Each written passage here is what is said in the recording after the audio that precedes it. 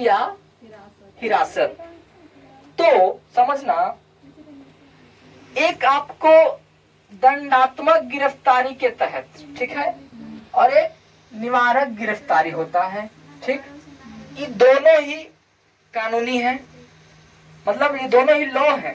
ये दोनों के लॉ के तहत आपको गिरफ्तारी किया जाएगा। बात समझने वाली बात यह है कि ये समझना, दंडात्मक गिरफ्तारी कैसे होता है।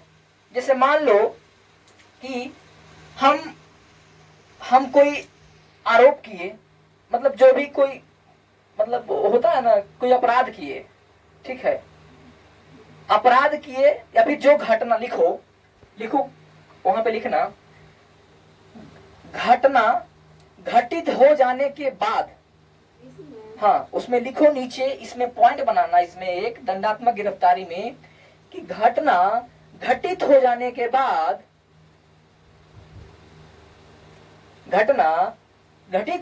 बाद, आपको दंडात्मक गिरफ्तारी या दंडात्मक गिरफ्तारी कानून के तहत आपको गिरफ्तार किया जाता है।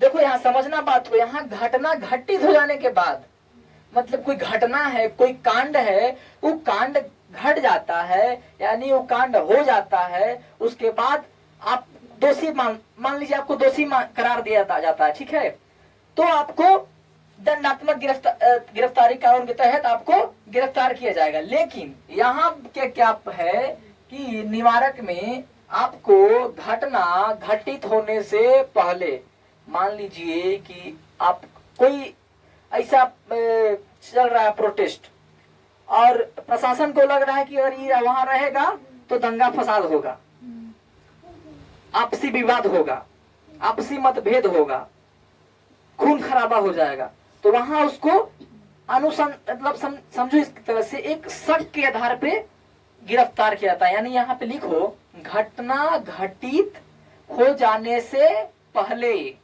घटना घटित हो जाने से पहले, घटना घटित हो जाने से पहले, घटना घटित हो जाने से पहले, लिखो, घटना घटित हो जाने से पहले आपको निवारक या नजरबंदी गिरफ्तारी कानून के तहत आपको गिरफ्तार किया जाता है। मतलब एक शक के आधार पे, बात सुना रहा है कि मतलब उसको प्रशासन को शक है कि आपके वहां रहने से वहां की भीड़ जो है, भीड़ में उथल पुथल मच जाएगी। सुना रहा बात? कोई दिक्कत समझने में? किसी को कोई दिक्कत? गिरफ्तार किया जा सकता है। हाँ देखो यहाँ समझना बात को, क्या है यहाँ घटना घटने के बाद, घटना घटने के बाद, यहाँ पे क्या है, घटना घटने से पहले, बस यही अंतर है दोनों में। समझ में आया बात? अंतर स्पष्ट हो रहा है? कोई दिक्कत किसी को? कहीं पे कोई दिक्कत? दंडात्मक गिरफ्तारी कैसे होगा? घटना घटने के बाद। निवारक गिरफ्तारी कैसे होगा? घटना घटने से पहले।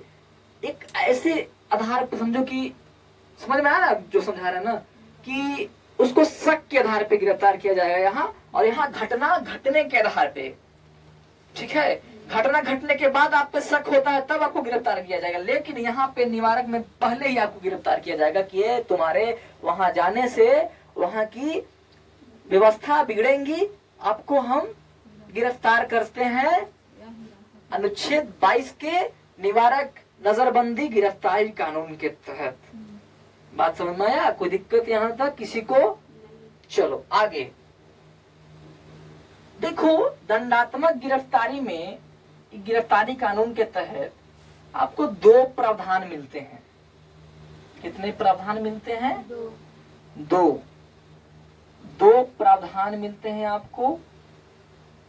पहला प्रावधान यह है और दूसरा प्रावधान यह है, यह है 22 के परंतुक 1 में, 22 के परंतुक 1 में, 22 के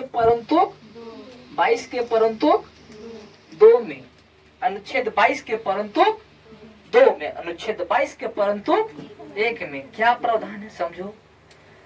आपको दंडात्मक गिरफ्तारी कानून के तहत गिरफ्तार कर लिया जाता है, ठीक है। तो आपको तो सबसे पहला काम है जो प्रशासन गिरफ्तार करेगी, ठीक है, जो प्रशासन गिरफ्तार करेगी, जो भी थाना अधीक्षक हो, थाना अध्यक्ष हो, जो भी गिरफ्तार करेंगे आपको, यहाँ पे बात कही गई है कि मतलब आपको अपने डायरी में प्रशासन को यहाँ पे निर्देश दिया गया कि आप जब गिरफ्तार कर रहे हैं तब का दिन, समझो बात को, तब का दिन, समय, टाइम, मतलब जो भी समय टाइम आपको अपने डायरी में मेंशन करना है। एक डायरी, अपने ऑफिशियल डायरी में आपको मेंशन करना होगा। लिखो यहां पे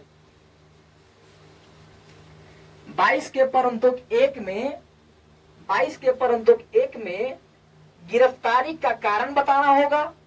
पहले तो गिरफ्तारी का कारण बताना होगा, लिखो उसमें, पहले तो आपको गिरफ्तारी का कारण बताना होगा। पहले तो आपको गिरफ्तारी का कारण बताना होगा, ठीक है। मतलब जो आपको गिरफ्तार करने आ रहा है प्रशासन, पुलिस, थानाध्यक्ष, तो पहले तो आपको कारण बताएगा कि आपको इस कारण के तहत गिरफ्तार किया जाता है। कारण बताएगा, गिरफ्तारी का कारण बताएगा, ठीक है।